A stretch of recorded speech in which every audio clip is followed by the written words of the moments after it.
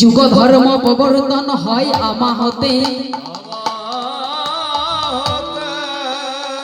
আমা বিনা অন্য নারী ব্রজ প্রেম দিতে।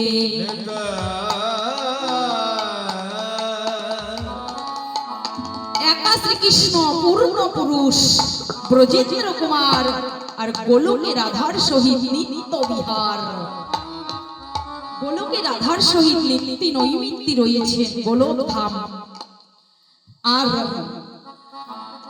ভগবান শ্রীকৃষ্ণ যখন মর্তধামে আসবেন, রাধারানী বললেন, গোবিন্দ, যে পরিবেশে আমরা রয়েছি মর্তধামে গেলে সেই পরিবেশ পাবো কোথায়? তো ভগবান বললেন, রাধে চিন্তা করো না, আমি এই গোলকটাকে ভূলোকে নিয়ে যাব। কোথায় নিলেন? উত্তরপ্রদেশে বৃন্দাবনে নিয়ে গেলেন। আর সঙ্গী একজন চাই, তাই রাধারানীকে সঙ্গে নিয়ে এলেন। এবার শুদ্ধ আহার করলেই যদি ভগবানকে পাবো, নিরামিষ খেলেই যদি ভগবানকে পাবো, তবে ঘাস খেয়ে অনেক জীব বেঁচে থাকে, তাই না? ছাগল, ভেড়া, হরিণ, তারা তো ভগবানকে পায়নি। পেয়েছে কি? কোনো দৃষ্টান্ত শাস্ত্রে নেই যে ভেড়া হয়ে, ছাগল হয়ে ভগবানকে পেয়েছে, তা নেই। তো একদিকে বললেন শুদ্ধ আহার করো, নিরামিষ খাও, বিপরীত দিকে বললেন নিরামিষ খেলেই কি ভগবানকে পাওয়া যায়? তাহলে আমরা কোনটা ধরবো? তৃণ ভগ্নে মে হরি মিলে তো বহুত মৃগী অজা, স্ত্রী ছোড়ে হরি মিলে তো বহুত হয় তো খজা, दूध पीने को हरि मिले तो बहुत मत्स्यवाला, मीरा कहे बिना प्रेम से नहीं मिले नंदलाला।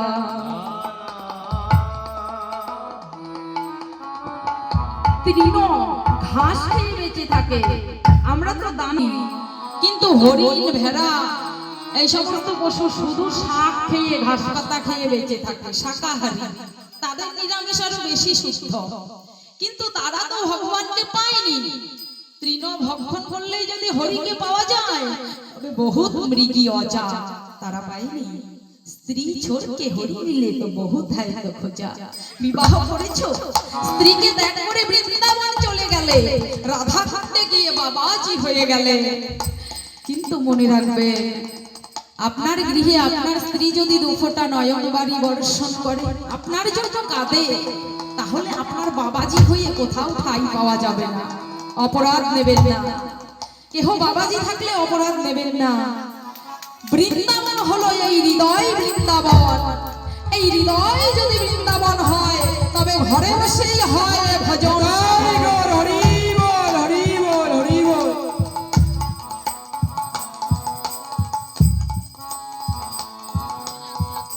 স্ত্রী ছোড়কে হরি মিলে তো বহুত হয় তো খোঁজা। খোঁজা যারা স্ত্রীকে ছেড়ে চলে গেছে, আর যারা আছে বিবাহই করেনি, তবে তো তারা ব্রহ্মচারী না। বিবাহ না করলে তাকে ব্রহ্মচারী বলে না। ব্রহ্মচারী বলে ব্রহ্মের আরাধনা করলে তাকে ব্রহ্মচারী বলে। যদি স্ত্রীকে ছেড়ে গেলেই ভগবান পাওয়া যেত, তবে এরকম অনেক আছে লোক জগতে যারা স্ত্রীকে ত্যাগ করেছে, বনিবনাট নেই, যারা বিবাহই করেনি, তবে তো তারা মুক্ত, সংসারের ঝামেলা নেই, তবে তারাই তো ভগবানকে পাবে। কিন্তু এরকম কোন দৃষ্টান্ত শাস্ত্রে নেই। সংসারে থেকেই সুদামা 4টি পুত্রের বাবা হয়েও তিনি ভগবানকে পেয়েছেন। সংসারে থেকেই ভগবানকে পাওয়া যায়, দৃষ্টান্ত আছে। তাই কি বলেছি, দুধ পিনে কো হরি মিলে। গরুর গায়ের দুধ যদি পান করা হয়, কৃষ্ণ ভক্তি জন্মায় অটোমেটিক। সে কৃষ্ণ নাম না করলে তার ভেতরে কৃষ্ণ ভক্তি জন্মাবে। গাভী মাতা, গরু হলো কৃষ্ণ ভক্ত। শ্যামলী, ধবলী, তারা পশু হয়েও গোবিন্দ চেনে, উলটা জিবায় লেহন করে। শ্যামলী ধবলীর জিহ্বাটা কেমন কাটা কাটা, ধার থাকে, তাই না? তো সেই কাটা কাটা জিহ্বায় যদি গোবিন্দের চরণ থেকে ওপর দিকে লেহন করে মানে চরণ সেবা করে, তবে কি হবে? গোবিন্দের চরণ ছাল যাবে, তাই না? চামড়া উঠে যাবে। তাই পশু হয়েও তারা বোঝে যে এই কাটা জিহ্বায় ভগবানের চরণ সেবা হবে না। জিহ্বার যে তল পাশ, নিচ পাশটা আছে, সেই নিচ পাশটা দিয়ে গোবিন্দের চরণ ওপর থেকে নিচ দিকে লেহন করে। জিহ্বার নিচ পাশটা তো তেল তেলে, তাই না? ভগবানের চরণ সেবা হয়, অঙ্গে কোনো আঘাত লাগে না। তো তারা পশু হয়ে গোবিন্দ চেনে, তাই গাভী মাতার দুগ্ধ পান করলে কৃষ্ণ ভক্তি উদয় হয়। এবার এর পরিপ্রেক্ষিতে বললেন, দুধ খেলেই যদি ভগবানকে পাওয়া যায়, তবে কত বাছুর, গরুর তো বাছুর আছে, কত বাছুর সারাদিন সারা রাত প্রতিনিয়ত দুধ খাচ্ছে, তারা কি ভগবানকে পেয়েছে? একজন ডাক্তার তার নিজের ছেলেকে বলছে, বাবা বই পড়বার সময় দুধ খাবে, দুধ খেলে ব্রেন ভালো থাকে, তুমিও ডাক্তার হবে।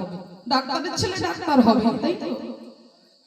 বাচ্চা ছেলেটি বলছে, বাবা দুধ খেলে যদি ডাক্তার হওয়া যায়, কত বাছুর তো দুধ খায়, বাছুরেরা কেন ডাক্তার হয় না?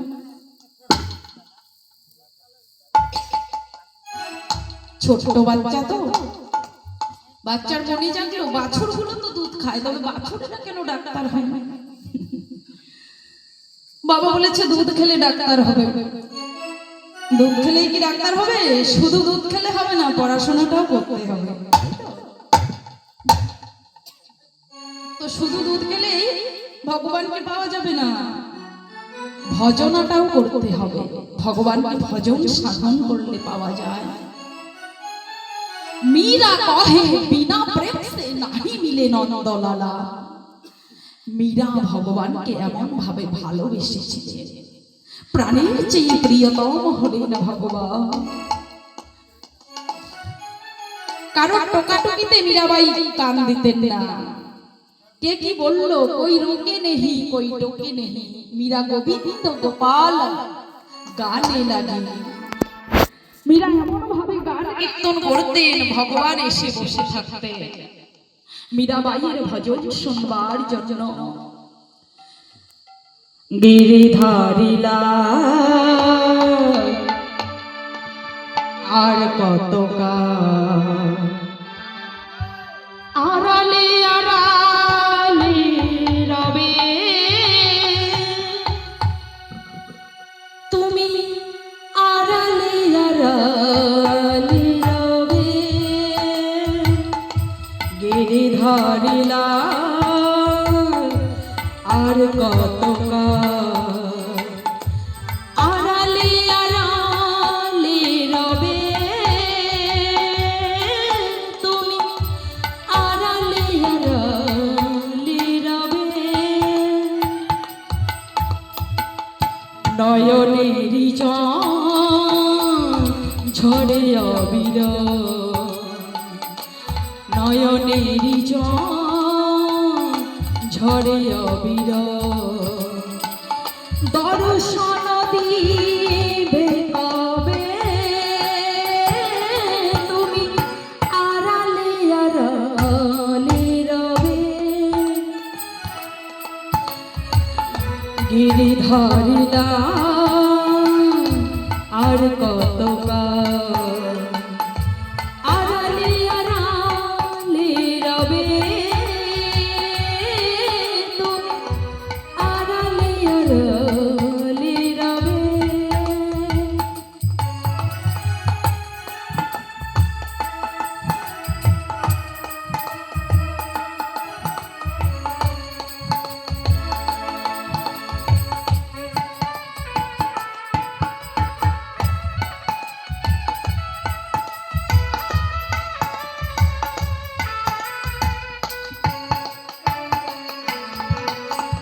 দেখা যদি নাই দেবে ওগো নিরুদয়, তবে কেন আশা দিয়ে ভরালে হৃদয়। দেখা যদি নাই দেবে ওগো নিরুদয়,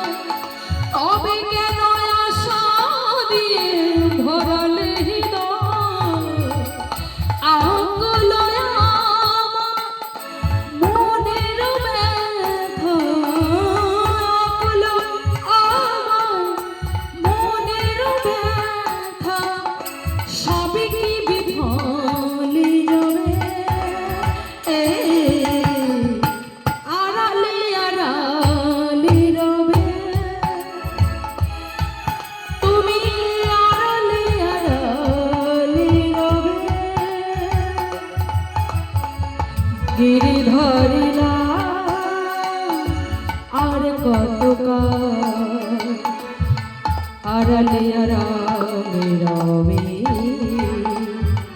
তুমি আড়ালে আড়ালে রবে। দেখা যদি নাই দেবে অগণির উদয়, তবে কেন আশা দিয়ে পড়ালে হৃদয়। দেখা যদি নাই দেবে অগণির উদয়, তবে কেন আশা দিয়ে ভরালে হৃদয়।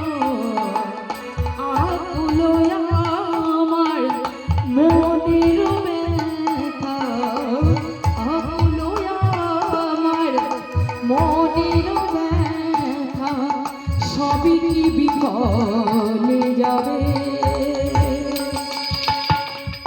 আড়ালে আড়ালে রবে, তুমি আড়ালে আড়ালে রবে। গিরিধারী লাল আর কত কাল, আড়ালে আড়ালে রবে, তুমি আড়ালে আড়ালে রবে। আড়ালে আড়ালে রবে,